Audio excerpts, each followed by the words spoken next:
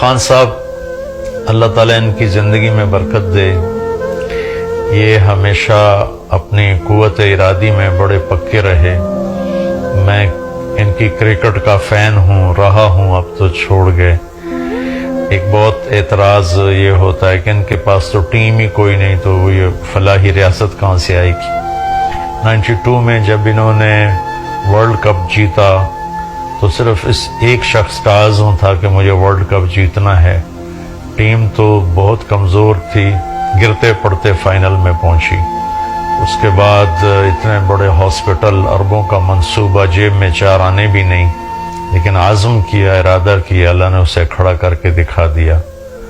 پھر یہ 22 سال پہلے سیاست میں آئے، یہ تنہا تھے، اللہ نے ان کی قوت ارادی، محنت، وزیر اعظم بنایا۔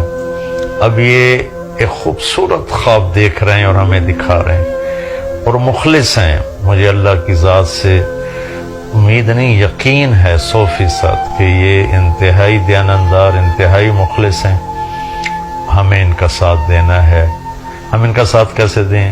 کہ ہم بھی شروع ہو جائیں کہ سچ بولیں گے، جھوٹ نہیں بولیں گے، دھوکہ نہیں دیں گے، فراڈ نہیں کریں گے، ظلم نہیں کریں گے، جھوٹ نہیں بولیں گے، ملاوٹ نہیں کریں گے، رشوت نہیں لیں گے، کسی پر زیادتی نہیں کریں گے۔ یہ ہمارا ساتھ ہے۔ یہی تو فلاحی ریاست ہی مدینہ کی، سچائی پر، محبت پر، راست بازی پر، ایثار پر، قربانی پر، یہ ہمارا ساتھ ہے۔ ہم ان کو سیاسی رنگ نہ دیں، بلکہ ہم اس کو ایک دینی فریضہ سمجھ کر ادا کریں۔ یہ پہلی خاتون اول ہیں جو پورے اسلامی حجاب میں ہیں، نقاب میں ہیں، پردے میں ہیں۔ پورے میرے پاکستان کی خواتین کے لیے ان کی زندگی ایک پیغام ہے کہ اتنے بڑے منصب پر بھی پردہ کیا جا سکتا ہے۔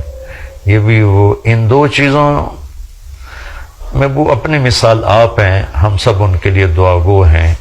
اللہ ان کی مدد فرمائے اور انہیں ہر شر سے بچائے۔ السلام علیکم۔